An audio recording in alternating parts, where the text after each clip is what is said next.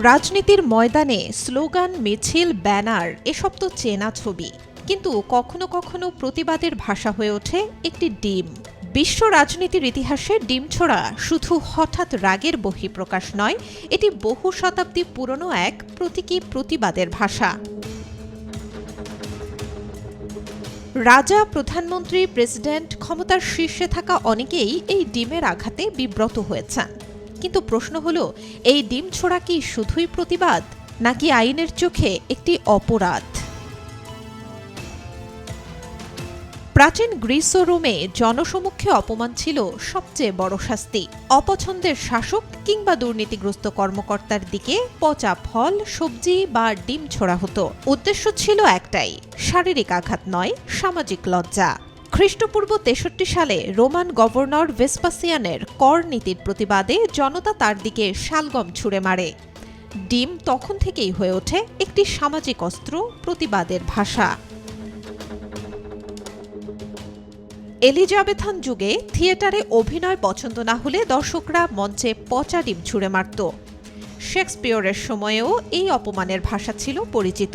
ঔপন্যাসিক George Elliot তার মিডলমার্চ উপন্যাসে নির্বাচনের সময় ডিম ছোড়ার দৃশ্য বর্ণনা করেছেন। মধ্যযুগে ইউরোপে ছিল চারিভারি নামের এক ভয়ঙ্কর গণ উপহাসের রীতি। জনতা দল বেঁধে কারো বাড়ির সামনে গিয়ে হাঁড়ি পাতিল পেটাতো, ছুঁড়ে মারত পচা খাবার আর ডিম। আধুনিক যুগে এসে ডিম ছোড়া হয়ে ওঠে রাজনৈতিক প্রতিবাদের ভাষা। ২০২১ সালে যুক্তরাজ্যে তৎকালীন উপপ্রধানমন্ত্রী জন প্রেসকট ডিম হামলার শিকার হন। মার্গারেট থ্যাচার, জন মেজর নির্বাচনী প্রচারণায় কেউই বাদ যাননি।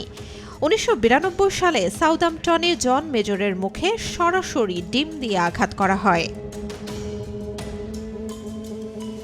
২০২২ সালে নিউ ইয়র্ক শহরে তৃতীয় চার্লসের দিকে ছোড়া হয় একাধিক ডিম।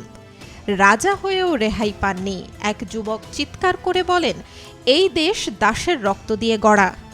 এছাড়াও যুক্তরাষ্ট্রে ২০০৩ সালে আর্নল্ড শোয়ার্জনেগার ভিয়েতনাম যুদ্ধবিরতি আন্দোলনে অনেক রাজনীতিবিদই ডিমের মুখোমুখি হয়েছেন। সমাজবিজ্ঞানীরা বলেন, ডিম হল প্রতীকী সহিংসতা। এতে মারাত্মক আঘাত নেই, কিন্তু অপমান আছে। ডিম ভাঙে, গায়ে লাগে, দুর্গন্ধ ছড়ায়। এক মুহূর্তে ক্ষমতার আসনে থাকা মানুষটিকে নামিয়ে আনে সাধারণ মানুষের কাতারে। ডিম সস্তা, সহজলভ্য, আর বার্তাটা স্পষ্ট। বাংলাদেশে এই প্রতিবাদের পরিণতি হিসেবে রয়েছে শাস্তির ব্যবস্থা। দণ্ডবিধি ১৮৬০ অনুযায়ী যদি ডিম ছোড়া অ্যাসল্ট বা ক্রিমিনাল ফোর্স হিসেবে প্রমাণিত হয়, তাহলে ধারা ৩৫২ অনুযায়ী সর্বোচ্চ ৩ মাসের কারাদণ্ড অথবা জরিমানা হতে পারে।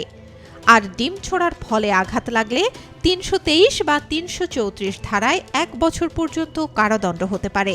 যদি উদ্দেশ্য হয় প্রকাশ্য অপমান এবং তাতে শাস্তিভঙ্গের আশঙ্কা থাকে, তবে ৫০৪ ধারায় ২ বছর পর্যন্ত কারাদণ্ড হতে পারে।